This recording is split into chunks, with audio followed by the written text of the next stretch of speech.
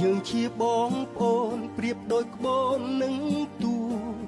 យើងរួមសុខទុក្ខប្រៀបដូចជាទឹកនឹងត្រីទាំងមិត្តភ័ក្តិចាំងព្រមទាំងមិត្តភ័ក្តិថ្មីថ្មីទាំងប្រុសទាំងស្រីសុទ្ធតែជាគ្រួសារខ្មែរមានសុខរួមសុខមានទុក្ខរួមទុក្ខថ្ងៃនេះថ្ងៃមុខមិត្តភាពនៅតែដ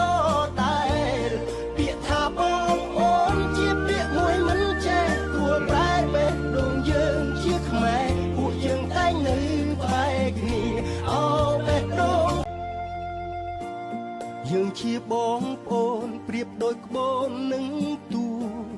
យើងរួមសុខទុក្ខប្រៀបដូចជាទឹកនឹងត្រីទាំងមិត្តភ័ក្តិចាំងព្រមទាំងមិត្តភ័ក្តិថ្មីថ្មីទាំងប្រុសទាំងស្រីសុទ្ធតែជាគ្រួសារខ្មែរមានសុខរួមសុខ